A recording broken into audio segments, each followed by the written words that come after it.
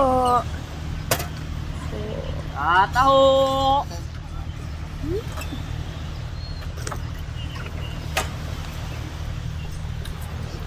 Norman, taho-taho!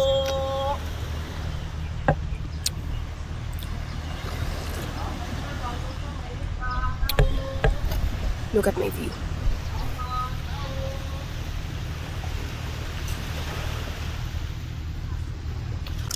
Bonjour, hola, ni hao, konnichiwa, annyeong, mabuhay. This is Angelic, and you're watching my YouTube vlog or my journal. Not sure which or which. But today is June 11. Tama ba? Yeah, today is June 11, 6:04 in the morning. Hindi ko na naabutan yung sunrise kasi hindi ko naya ng power ko magising ng ganong kaaga.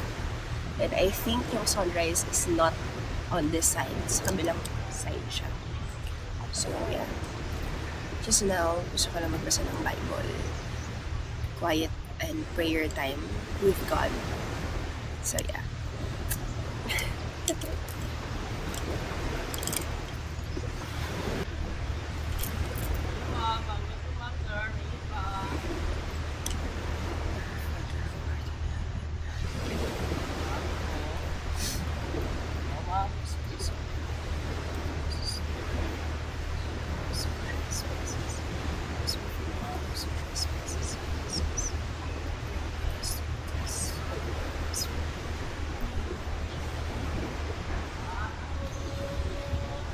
Amigos.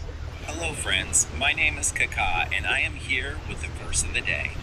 Today is very special, not only because of the verse itself, but also because the World Cup begins today.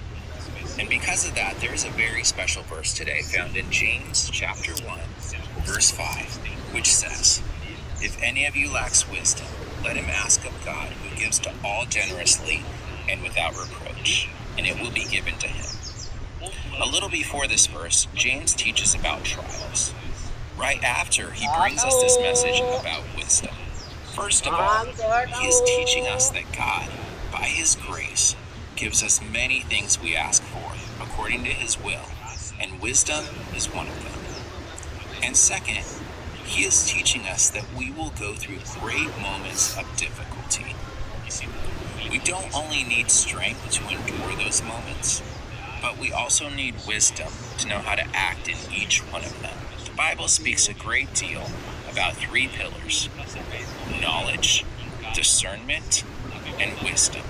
We need to understand situations, grasp them, exercise discernment, and know how to apply that discernment with wisdom. And here, James leaves us this message about God's grace, that he freely gives us this wisdom when we seek direction to walk in the Lord's paths, always pursuing the will of God. And in the end, I think it's worth mentioning the importance of humility. We must always recognize that we will never know everything. In fact, we need to recognize we actually know very little. We must have the humility to always seek the Lord's direction and guidance in our lives, because he will give us that wisdom. And when he gives us his wisdom, it's not so that we ignore him, but rather so that we apply his wisdom according to his will. May God bless you all. Enjoy the World Cup. Wisdom for life.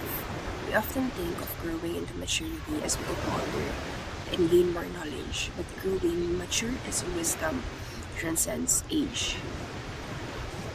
Wisdom grows when we learn to apply our knowledge to everyday choices and situations. James, the brother of Jesus and writer of the book of James, talks about the process of growing in spiritual maturity in James 1, verse 1 to 5.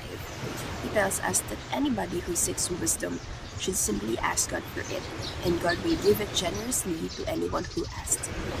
Growing in spiritual wisdom happens when we use our knowledge of God, the world, and ourselves to make right decisions in how we should act, live, and talk as representatives of Christ. It's as we get to know God better that we grow in His wisdom and are equipped with the knowledge we need to live abundant lives that honor Him. In this way, wisdom comes from a relationship with God. Nobody needs to lack wisdom because God offers it freely. Through our relationship with Him, as we seek Him and His wisdom, we give us opportunities to practice it and grow in our trust of Him. And as we trust Him with our choices, we begin to see wisdom flourish in our lives. So what will you do to cultivate wisdom in your life? The first step is to ask God for help.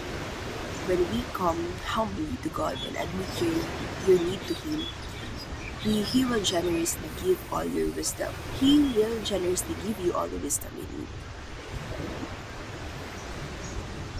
Ask and it will be given. Wow. Our God is not, hindi siya madamot. And He loves us generously. And discern your hearts. Give me everything. Hi guys! So today's verse is James 1 verse 5.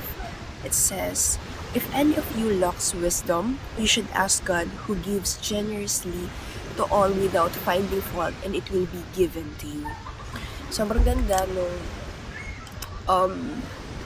verse ngayon kasi until now, for the past few months, one of my prayers is, Lord, give me wisdom. I pray for wisdom. And every day yan, lagi yan. And He always give it. He always, kumbaga before, parang, until now naman, there are times na pag I pray or I asked Him, parang hindi ko agad napapansin, okay, He's actually giving or He already did give it to me. Na hindi ko agad na-notice those kind of blessings He always give to me. And now, looking back na, wow, Lord, thank you. Without even praying about it, you actually giving it way back pa. And until now, I've gained wisdom from Him. But of course, diba, every day it changes. Kumbaga, I am still on the phase of growth. And with that, together with that, is my relationship with Him as well.